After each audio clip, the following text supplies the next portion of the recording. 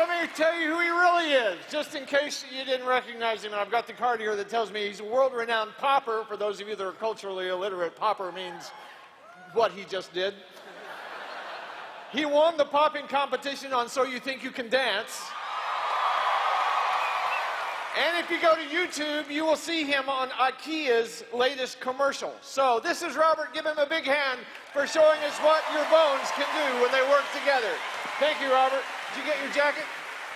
Thank you very much, man. Appreciate it. Hey, I'm Brian Wurzel here with Eric Hill. Hello. This is CatalystBackstage.com, and this is the glorious Mark Batterson, all the way fresh from DC. I mean, you are fresh today, my friend. Fresh off the plane. Yeah. But it's in backstage, but we're outside. Yeah. Well, it's our Neo backstage. All right. Yeah. I like it. But it's where all the cool people are going to be. And for Yeah. those of you that are at home wondering what is going on, this will be sort of the locus of Catalyst tomorrow. So there's a lot of setup happening, and you're here, which just makes it even more amazing. But you have places to go and things to do, so we want to dive right in with you. All right. And talk about what's happening in your world up in DC, what's happening with Circle Maker. I mean, stuff's happening. Talk to us about it. Stuff is happening. Well, first of all, I'm thrilled to be here because we love having you. this is like an annual pilgrimage for us. 12th year in Wow. a row. I have a 12-year Catalyst streak. Is that? Can anybody else beat that? Is there? I mean, we need to check you know into what? that. Even Brad We need to check into Lominick that. can't. Now, I know that. Seriously. But, yeah, This could we be a just- record. Maxwell days. These were the Maxwell days back at North Point, and there were Wow. 2 of us on staff. And we Okay. came, this year we have more than 50. So every year we bring the whole staff. It's kind of our annual Wow. pilgrimage. We love it. It's a way of us investing in our team, saying, "Hey, let's dream together. Let's get some leadership IV going." I feel like you hook up the IV and you just consume leadership. So loving it. Just thrilled to be here. How fun, man. Well, that's great. And you taught a lab this morning. Yes. Talk a little bit about your lab and where Yeah. you went with that. I sat in there for a little while, so. Yeah. But you go. Well, it was the one thing you cannot delegate. And, I don't know what would come to mind for folks, but to me, the one thing you cannot delegate as a leader is prayer. In fact, you need to delegate other things so that you can pray. That's what happened in Acts 6. And I read that earlier this year. It convicted me as a leader because here I'd written a book on prayer, but I'd really failed to lead the church in corporate prayer. And so, man, that changed this year. Like, we're a totally different church than we were 9 months ago. I think we've gone a long ways towards creating a culture of prayer. And I think when you change the way that you pray, everything changes. Yeah.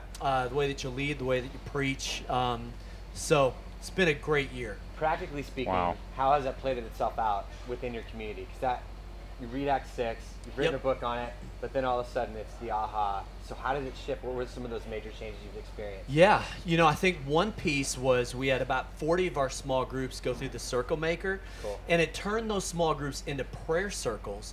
And then people started praying for each other, and it just took kind of the level of fellowship, like 7 layers deeper, Yeah. and just seeing people praying for each other. I mean, like, it's just being the church. So, I mean, that was a big thing. And then I talked a little bit about the 40-day prayer challenge that now we'll do that every year. Yeah. In fact, my next book kind of is related to that. But helping people cultivate that habit of prayer is huge. Because, like, okay, would it not be true that in most churches, most people kind of function as spiritual codependents? Yes. Like they're codependent upon, like, You. teaching. Yeah, Like, kinda- okay, I'll kinda pray you. for Yeah. you. Yeah. I'll pray for you. Like, let me teach you the word. I've got to go somewhere to No. get that. Yeah. Like, okay, seriously? Like, and by the way, people leave churches all the time because they aren't being fed. Right. Okay, seriously? Because my kids learned how to feed themselves when they were about 2. And so if you're not being fed, well, then you haven't cultivated the personal spiritual disciplines. Now, I want to study to show myself approved. I want to bring some meat, some protein, to feed people. But, like, that's not my job. Like, it's your job to press in and really have that relationship with the Lord. And that's where I think you'll never break the sin habit if you don't build a prayer habit. Yeah.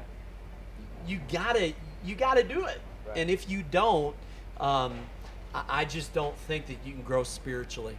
Yeah. You talked about praying around your kids, and this is kind of your next resource to us. Is just this idea. So talk about what you're learning about. Yeah. I love my family. Like, you've heard me say this before, and like, I want to be famous in my home. At the end of the day, like, I love pastoring, but I've got 3 kids, and it is my job to disciple them.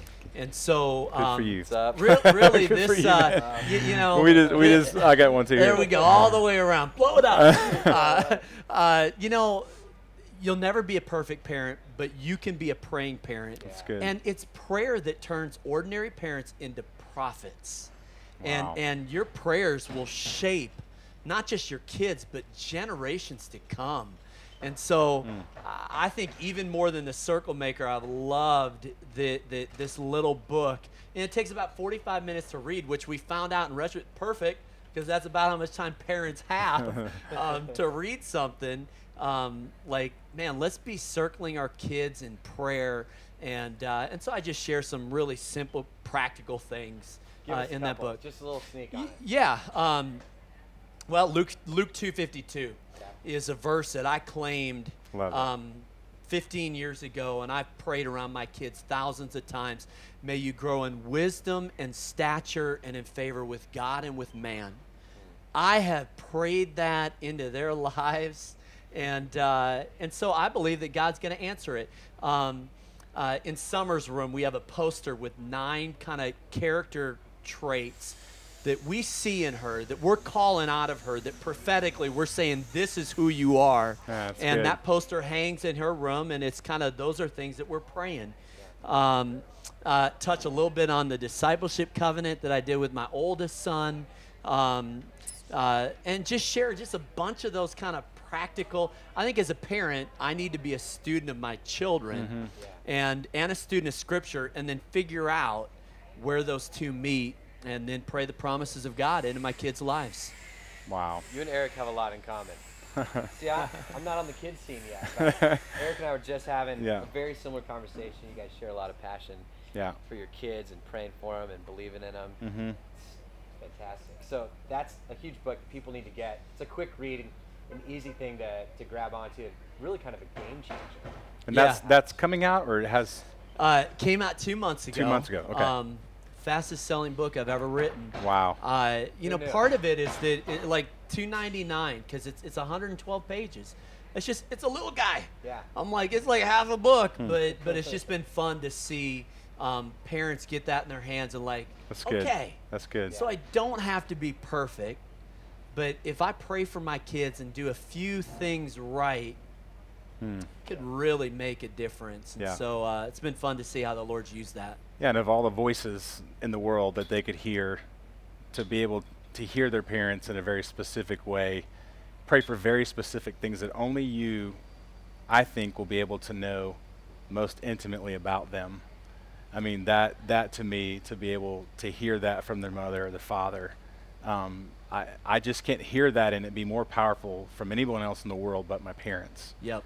And so I think for that to be the fastest selling or book that you've ever written says something about, I think, how hungry parents really are. Hit a nerve ending. And I would even flip it, Eric, and say that along with kids hearing their parents pray for them, here's a little secret I'll let you in on.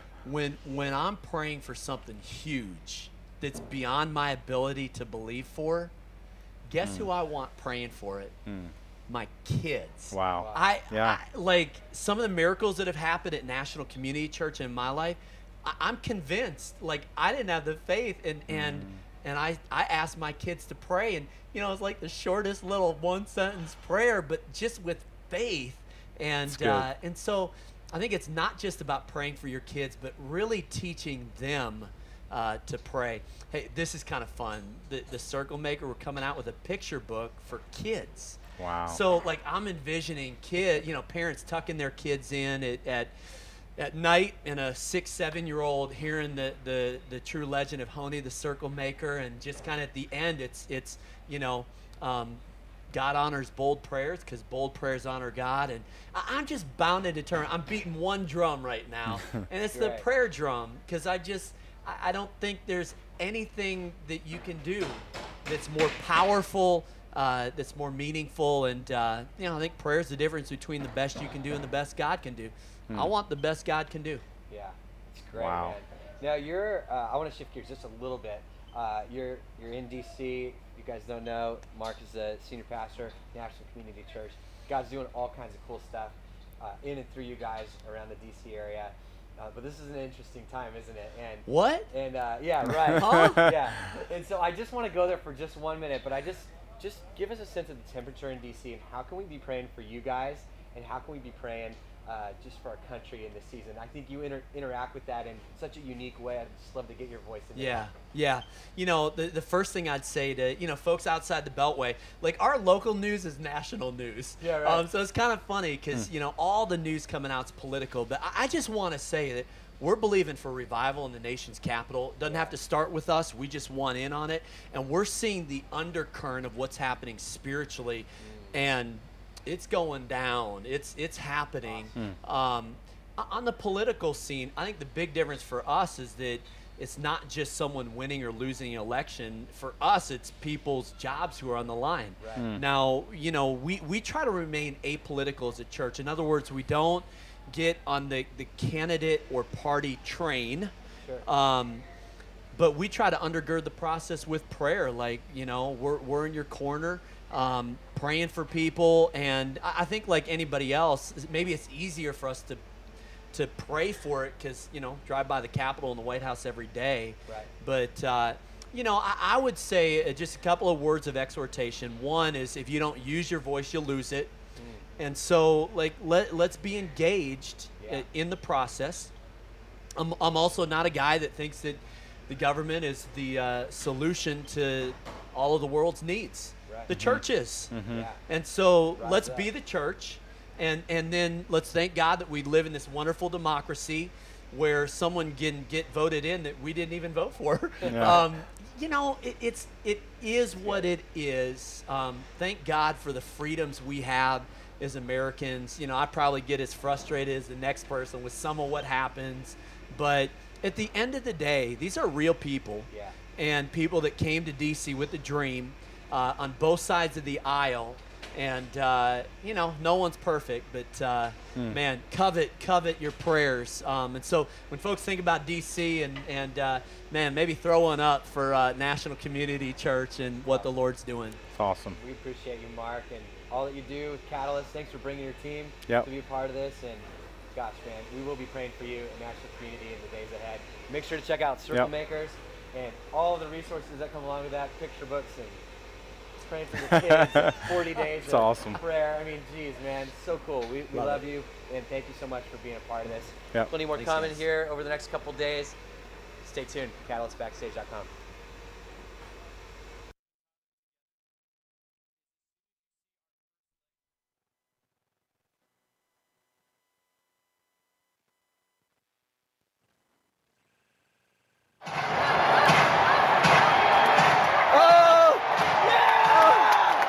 I do have that on video.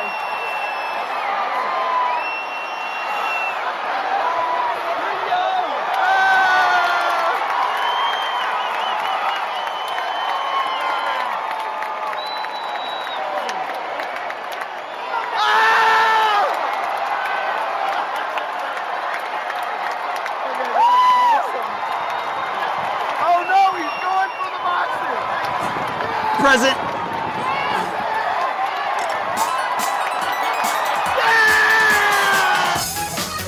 Present. Present! Present. Present! Present. President! Present. Is it safe? Sure, do you trust me? Present! Present! Present. Present, present, present. present, present, present, present, present, present, present. Thank you. I think that was the best we've seen all day.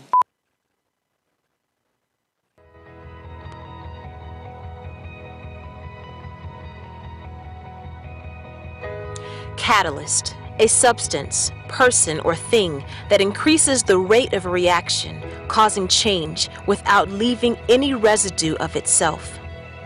A catalyst helps launch something, a new thing, a new idea, a new movement.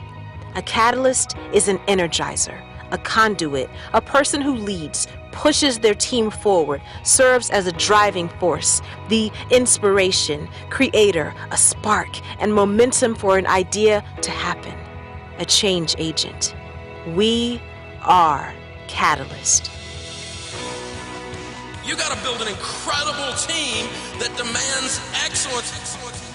God's looking for a generation of leaders. God is calling us to be leaders who are fearless. It is humility plus will. That is where the essence of the leadership begins. Leadership is a stewardship. It is temporary, and you're accountable. Catalyst brings leaders together. The influencers, the doers, cultural architects, social entrepreneurs, and change agents. Catalyst is a uniter. The Catalyst community continues to grow deeper and wider. Millions of leaders around the world are connected to the Catalyst movement through resources, smaller gatherings, social media, relational networks, and online communities. This God is worthy of so much more than casual acceptance and routine church attendance. This God is worthy of absolute abandonment. We should fear waking up one day and not knowing if we're in the center of God's will for our life. Even being the perpetrator of something bad is less bad than being the person who stands by at a moment when you could lead and make change and just decide not to. I'm going to act today like God's getting ready to do something tomorrow. There's a power to gathering with so many other leaders representing so many different spheres of life. As leaders, you're pouring out on a daily basis. This is a great opportunity to have someone pour into you. The vision is clear: gathering, inspiring, equipping, challenging, and releasing millions of young leaders around the world to be catalysts in their churches, communities, organizations, and culture, empowering them to their full potential and the life to which they've been called.